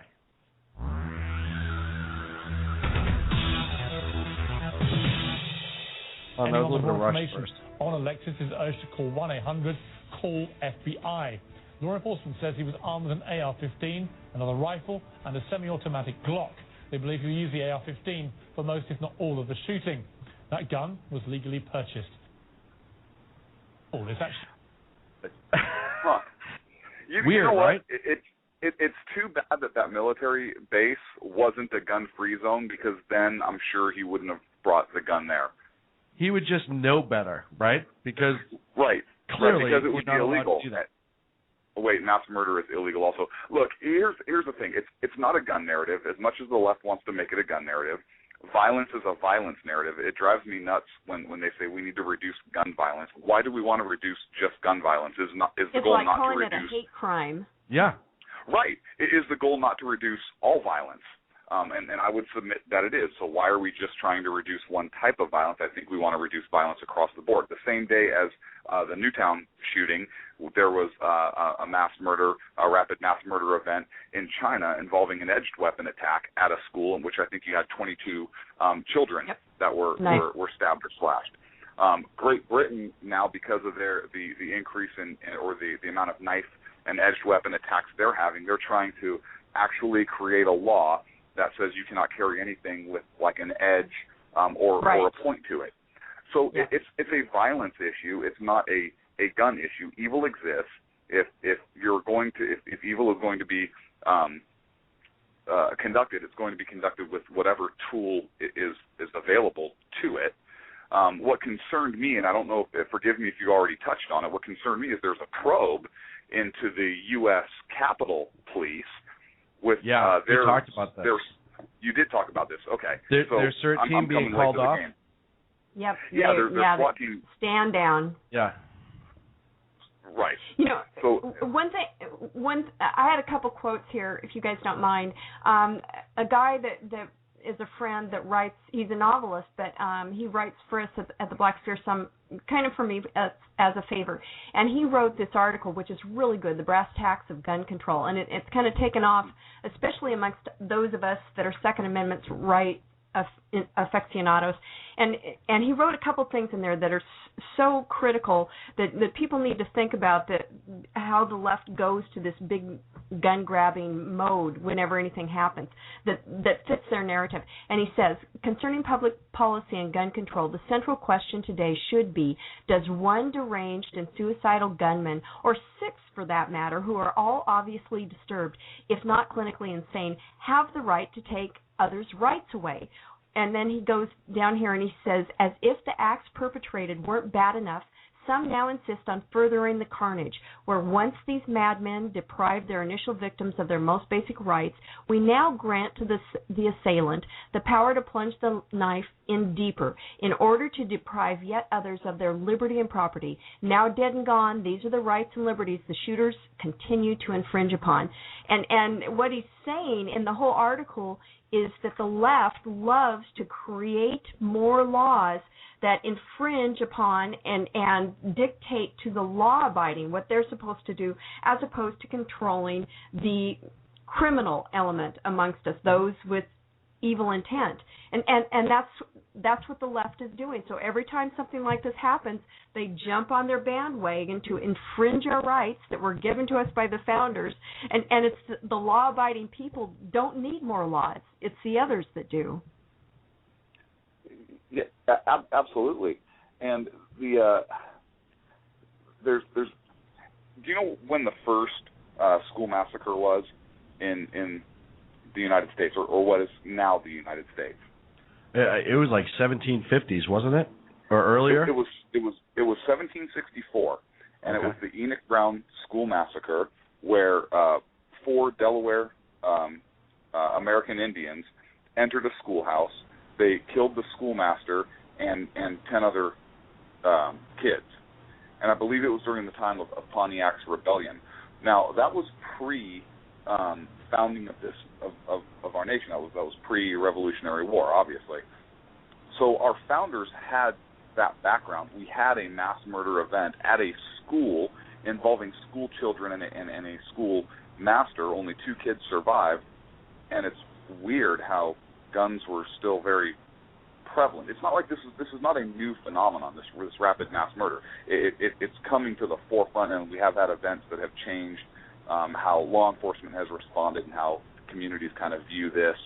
You look at the Texas Tower incident, where Charles Whitman went up to the tower and shot down into the square below, and that changed law enforcement. You have the development of SWAT teams from that point on.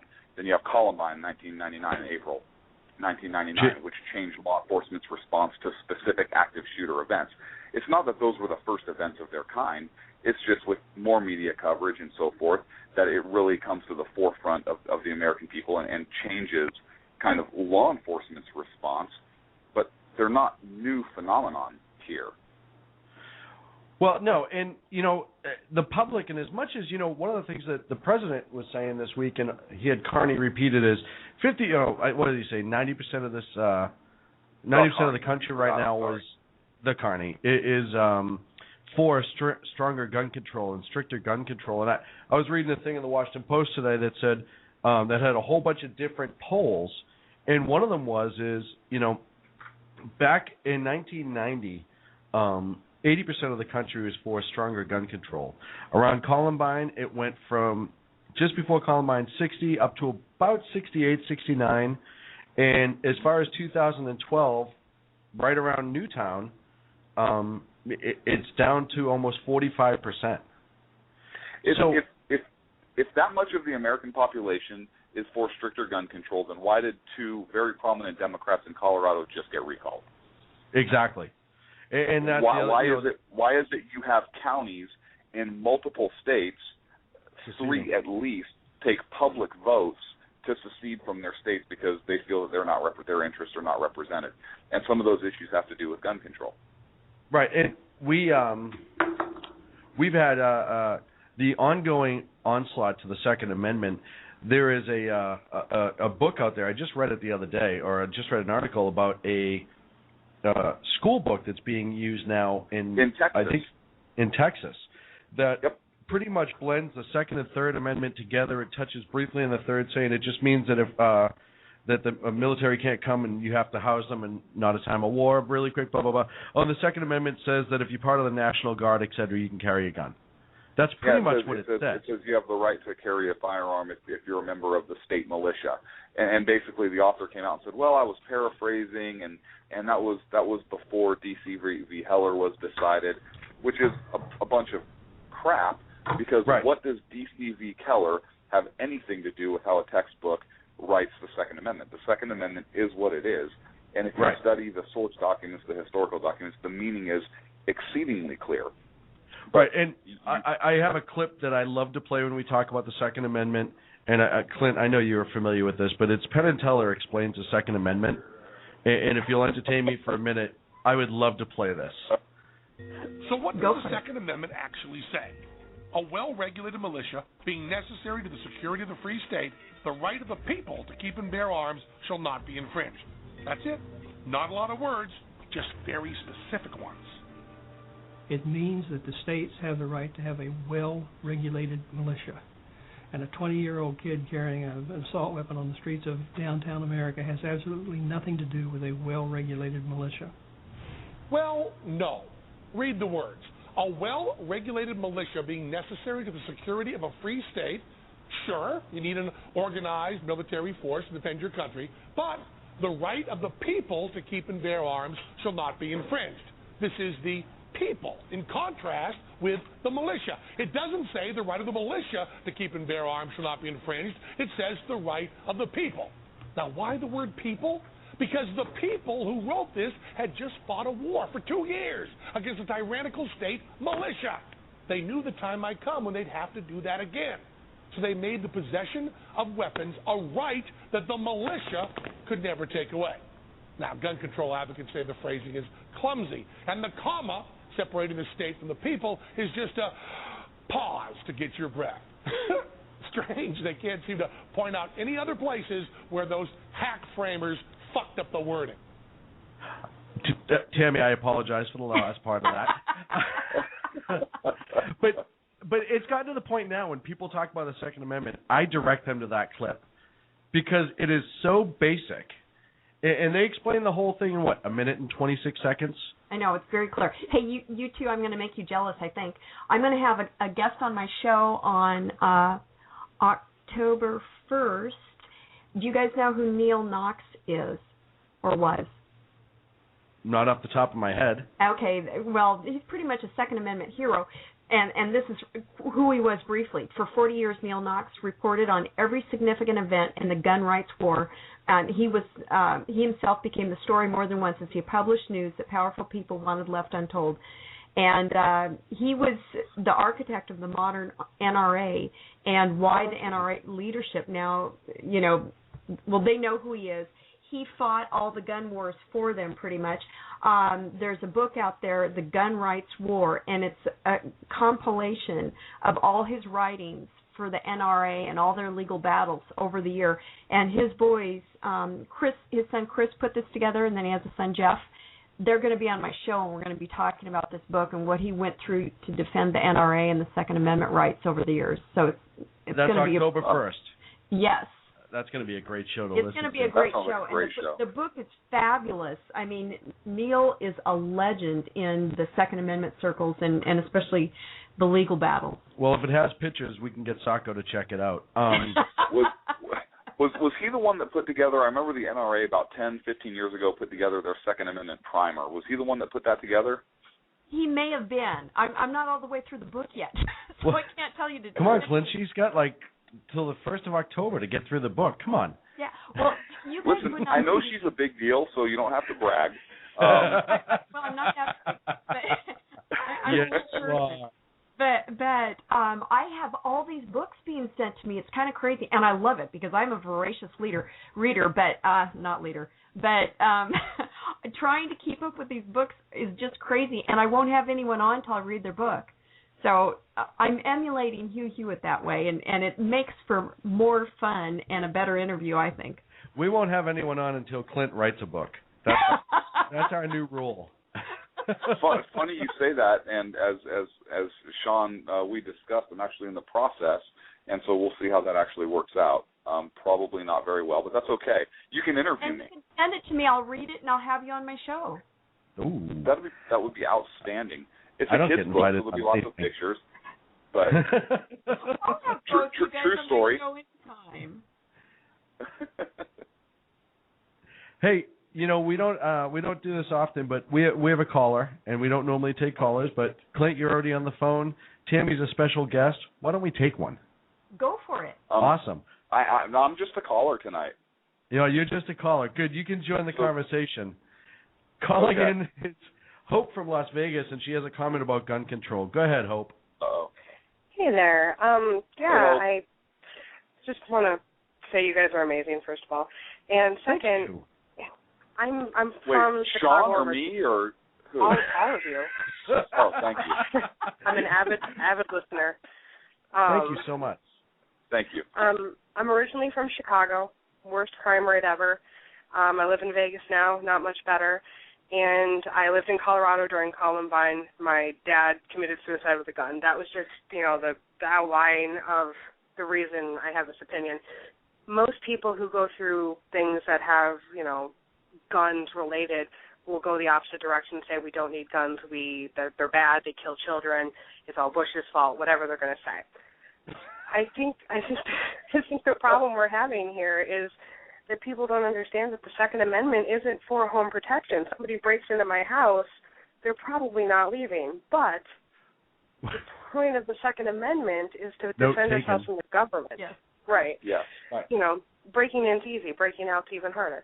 But, when we're having these debates about whether or not people are allowed to carry guns, it's to protect us from our government. If our government and the military that they're commanding is allowed to carry weaponry that unfortunately could be used against us at some point in time, then we should be able to defend ourselves. Or we could have another issue with like Nuremberg or the Tribunal for the former Yugoslavia, different things like that, Rwanda, where unarmed citizens were not allowed to protect themselves. And unfortunately, you see dead children or, dead military personnel, and the first thing you want to do is run the opposite direction. But in hindsight, we're going to have more casualties if we aren't allowed to defend ourselves. Well, I have a couple of comments on that. First of all, never let a good crisis go to waste, right? We know the liberals have that mantra down. You're absolutely right.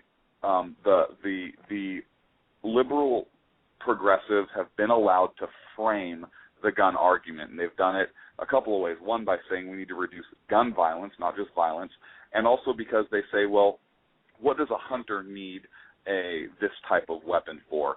They don't have the argument of, well, wait a second, this is meant so that we can defend ourselves against you. And here's what a militia actually says. Here's what the current United States Code defines the militia as. It's every able-bodied male age 18 to whatever, and it clearly spells out that there's an informal and a formal militia, and that the National Guard is a formal militia, and the informal militia is made up of the people themselves. Clearly spells it out. So if anybody looks at even current federal law, they defeat themselves by saying, well, it applies to the militia, the National Guard. Well, militia is everybody. Current law spells that out. And so this argument that's being had, you have conservatives and liberals both arguing from a position of semi-ignorance on liberal progressive terms, because we've allowed them to define this fight. And you're absolutely right when the argument should be, no, you may not need that weapon for hunting deer or rabbit or squirrel or whatever, but you do need that for defending yourself against tyranny. And that's not the argument we're having. These founders had just come through a bitter Revolutionary War, and they understood that the ability of the average person to have a firearm that was on par with the standardized military was the eye teeth to liberty that would, forestall the tyranny that could be in the future if the government ever became too powerful. Well, and actually, the revolutionaries, the Green Mountain Men had better weaponry, as they had rifles, as opposed to the British issue musket. So they actually had better weaponry than the military. That's exactly right. So when people tell me, what do you need a 30-rounder for? What do you need the AR-15 It's none of your business. Semi-auto, it does not matter. I have the right under the Second Amendment for a firearm. It's none of your business what the caliber is or what the magazine is or any of that. I have that Second Amendment right. Now, I always want to know why people have bad, lousy-made guns. That's when I want to make it my business. Where I'm like, why would you have people little tiny magazines and guns with no firepower? Why would anyone own a 25 other than to turn the light off? I mean, I just don't get a real gun, will ya? Hey, Hope, I hope we were able to answer your question. No, absolutely. I just think the problem being people are so ignorant on both sides, as you guys have definitely laid out. And, it comes down to we originally had the Electoral College because we had ignorant voters. And we still have ignorant voters. And it's just we're more high. The president would have. Yeah, absolutely. Well, absolutely. And, if you're going to, start a revolution for your cause, you're going to go after the youth. Right after Newtown happened, they had children reading letters about how they didn't want gun violence anymore. Absolutely, you're not going to want to own a gun after a kid cries at you and says, please don't hurt my brother. Nowhere in history have they ever gone after the youth, with the exception of Nazi Germany and right. Well, anyway, that's irrelevant what they did. But if I was going to start a religion, I would go after the youth. Yeah, and we've talked about it before. When we were talking about Obamacare, and I'm sorry, when they were talking about the him doing the executive orders after Newtown, and he wanted to bring in the Department of Education and the Health Department, and Clint brought up a good point and said why do they need to be involved other than you need to get to kids early? And Eric Holder saying we need to brainwash kids away from guns. That's not the problem. And again, it's them playing misdirection like an excellent football team, trying to make the problem the inanimate objects versus the people that use them for evil. I didn't want to say 49ers instead of excellent football team. I was going to say Patriots, but then you would have hung up and cried, and I would have had to listen to it, and I didn't want to do that. There's no crying in radio. I don't know. You should hear us when we go into break. Hey, Hope, thanks for the call. Hope, stay on hold. I'm going to have Sacco get your information. We're going to send you out a little gift bag, all right? Oh, thanks. Awesome. Thanks, stand by. Be nice to Sacco. He means well. You said they're like I can do that. So no, a bag full of ours.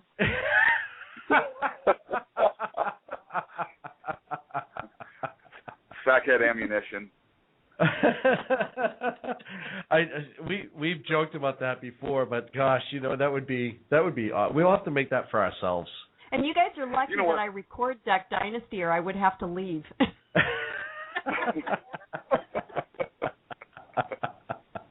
So I'm putting you guys first. Hey, we appreciate that. Come on, we're a lot of fun to hang out with. Seriously. You are. This is a lot of fun. We are the best group of idiots that you could possibly hang out with. And by idiots, we I mean want Sean. my own sack.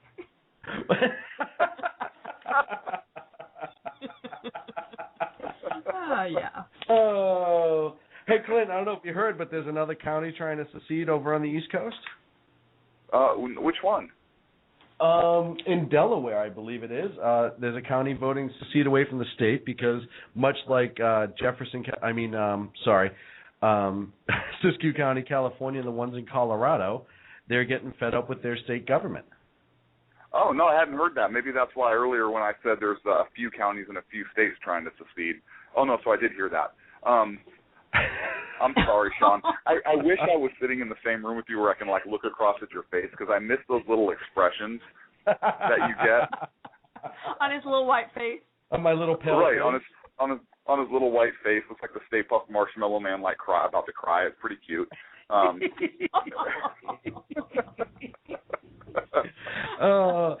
Most people don't realize that it's been 2 weeks since Clint and I did a show together, and I'm not going to lie, I start to miss the dude with the big nose after a while. Now, granted, I can't see the wall if he's looking left or right. I can't see what's on our whiteboard behind him, like our show plan and stuff. That's not important. What is important is when he goes into his little nasally tirades, because he can only breathe through his nose, and he just...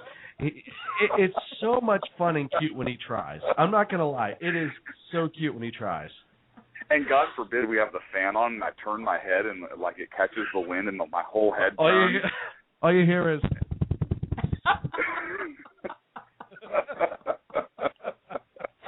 Oh, this is too good. my paper bag that I wear out in public actually has a slit cut so that my nose can fit inside it. Otherwise, it wouldn't work out so well for me.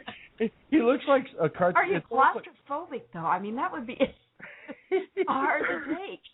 He's almost like the Pink Panther. I was locked in a crate a lot as a child, so no, I'm not claustrophobic at all anymore. And we were talking about discipline earlier in the show, so that kind of falls right in. Trust me, it worked with him. I like Clint because I know Clint had good parenting because he's flinchy. If you make a smacking noise, he'll jump. I'm like, I didn't mean it, Ma. Yeah, exactly. Yeah, I'll cry. I curl up in the fetal position and suck my thumb. It's really kind of sad sometimes, especially when I do it in Nordstrom's or something. But they'll just give you another pair of shoes. They're good that way. They are great customer service. The way this country's going now, if you cry enough, you get what you want anyhow, right? Yeah, absolutely. I have the sweetest stepmom in the world. She's from Missouri, and she's always fixing to do something. And I have two brothers, big, tall, huge guys. I'm the midget. She has two boys, and they're big, tall, huge guys. So when the families get together, it's like I need to wear a balloon so they can find me, because I'm very short. I'm a small person, and they're all literally. Her daughter, my stepsister, is 5'11", I think, in her stocking feet, and here I am at 5'2.5". So it's kind of crazy. But her boys are big and tall, and they're just the sweetest guys ever. They're a hoot. And she said, I tell you what, I spanked them so much when they were growing up. If I was raising them now, I would be in prison. And the nicest family in the world, the nicest guys. And I thought, well, whatever you did, it worked because they're wonderful. Well, it is about parenting, and we talk about it a lot on the show and how important it is. And, if you're not a good parent, and if your child's out of control, that's the reason. You can blame government, you can blame schools, you can blame whatever you want. But go look in the mirror. You own it. Yep.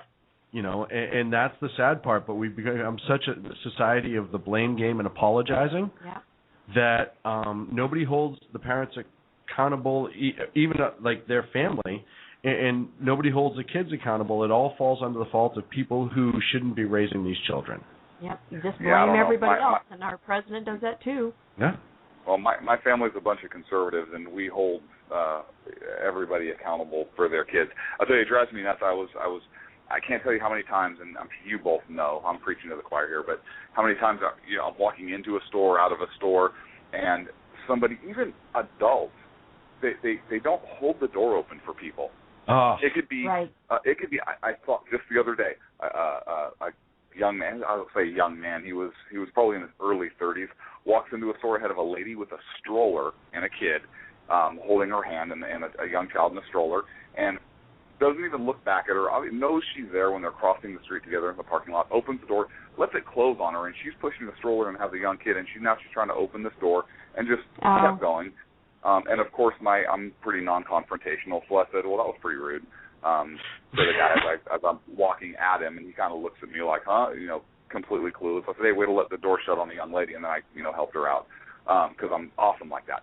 But and then today, and you're humble today, too.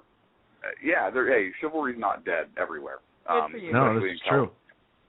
So then there was coffee. I was ordering coffee, and 60 seconds. This guy, what's that? 60 seconds, it's buddy. My show. It's my show too. Ordering coffee, and the person making the coffee gives this guy his drink, and she says, "Here you go, sir. Have a nice day." And he just looks at her and goes, "This is mine?" And she goes, "Yes, sir. Have a nice day." And he turns and walks away and walks out. And I was just thinking, man, I would have been, and this kid was probably 16, 17 years old. I would have been slapped. Thank you. Have a nice day. Yeah. Yeah. I would have said that in my little Boston accent with a lot more curse words in it. Yeah. Hey, Tammy, I cannot thank you enough for filling in for Clinton, bringing intelligence to the show where I lack. And Tammy, thank you so much for taking my job. I appreciate that. Thanks. I hope Sean succeeds now on his own. Hey, I'll always remember the little people, Clint. I'll send you a signed autograph. Whoa. Is that because she said she was short? Listen, be nice to our guests, Sean. I'm not going to talk to you about this again. I get the blonde jokes, now I get the short jokes. Hey, you get everything when you're here with the Sackheads. Yeah. Hey, Tammy, tell everyone where they can find you, please. Hey, I'm on the 405radio.net every Tuesday night at 7 p.m. I have a website, rightvoicemedia.com, and I am the editor of theblacksphere.net. I'm also at Tammy J on Twitter, Tamij. So I love people to follow me on Twitter and engage. Hey, Clint, can you tell everyone that Sure. you're going to be in the across from me next Wednesday night at 8 o'clock Pacific time for the Sackheads radio show? Yes. Listen, good, because I made things Saco come with up a paper bag sometimes. 2 weeks in a row. Yeah. I have to apologize, but unfortunately there's nothing I can do in some circumstances. No, the flights must continue. Hey, everyone, thank you so much. Tammy, I cannot thank you enough. You were fantastic. We love having you on the show. You know you have the open invitation. You call in, you get in, and you're just a star, and thank you so much. You're welcome, Sean. It was a lot of fun.